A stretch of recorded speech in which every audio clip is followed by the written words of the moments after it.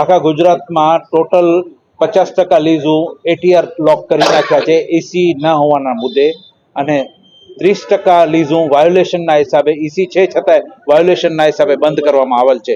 બાકીને 20% અમારા સાથે જોડાઈને અત્યારે અચોક્કસ મુદત માટે બંધ કરીએ છીએ. 80% સરકાર તરફથી બંધ થયેલ છે, જેના લીધે ઉદ્યોગોમાં બહુ આમાં કાંકરીની અછત થઈ ગયેલ છે અને અત્યારે ઉદ્યોગો ટોટલ બંધ પડ્યા છે.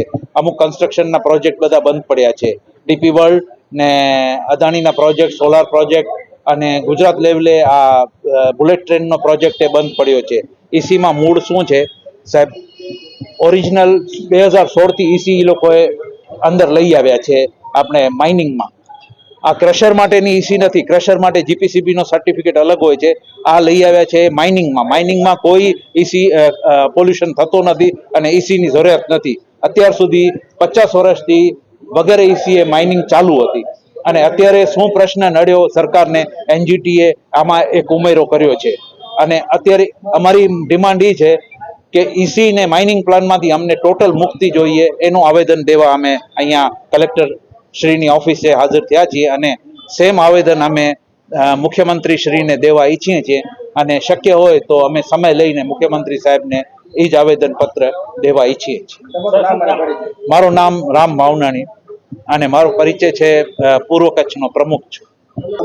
આજરોજ જે અમે માનનીય કલેક્ટર સાહેબને જે આવેદનપત્ર આપ્યું છે, એ આવેદનપત્રમાં અમારા સમગ્ર કચ્છ તેમજ ગુજરાત રાજ્યનો જે બ્લેક ટ્રેપ એસોસિએશન છે, એમાં જે અમારા ઈસીના પ્રશ્નો છે, જે બાબતે ઈસી ન હોવાને કારણે સરકારે અમારી 50% લીઝો સમગ્ર ગુજરાતમાં બંધ કરી છે. ત્યારબાદ 30% લીઝો જે વાયોલેશનના કારણે બંધ કરવામાં આવે છે. માત્ર 20% લીઝો જ અમારી ચાલુ રહે છે. તો એ 20% લીઝો સાથે સમગ્ર કચ્છ જિલ્લો તેમજ સમગ્ર ગુજરાત રાજ્ય અમે અચોક્કસ મુદતની તારીખ 2 થી અમે અચોક્કસ મુદતની હડતાલમાં જોડાયા છીએ ગુજરાત રાજ્ય સાથે. આ બાબતમાં અમારે ઈસી ન હોવાને કારણે અનેક પ્રશ્નો અમારા ઉદ્ભવે છે, ઘણી બધી તકલીફો પડી રહી છે. અને હવે જ્યારે અમે આ બંધ કરી રહ્યા છીએ, ત્યારે કચ્છ જિલ્લામાં ચાલતા ખૂબ જ મોટા પ્રોજેક્ટો, હારી પાર્ક છે, તેમજ ગુજરાત રાજ્યમાં ચાલતા બુલેટ ટ્રેનના આવા અનેક પ્રોજેક્ટો ઉપર ઘણી બધી અસરો પડશે.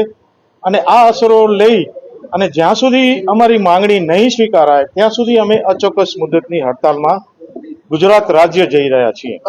હડતાલથી અનેક લોકો બેરોજગાર થઈ ગયા છે. આજે આ ઉદ્યોગ સાથે અનેક લોકો જોડાયેલા છે. ટ્રાન્સપોર્ટ પણ અમારી સાથે જોડાયેલું છે, મજૂરો, કામદારો, અનેક પ્રશ્નો, અનેક આવા લોકો બેરોજગાર થઈ ગયા છે. આજે અનેક ડ્રાઈવરો, અનેક ટ્રક માલિકો, અનેક અમારી સાથે સંકળાયેલા દરેક ઉદ્યોગોને બહુ મોટી અસર પડી રહી છે. સીએમ આવી રહ્યા છે, સીએમ ને મળવા માટેનો સમય અમે ચોક્કસથી કોશિશ કરી રહ્યા છીએ કે સીએમ સાહેબ જ્યારે આવતીકાલે કચ્છ આવી રહ્યા છે ત્યારે અમને થોડો સમય આપે અને અમારી રજૂઆત અમે પણ એમને અમારા પ્રશ્નોની રજૂઆત કરીશું.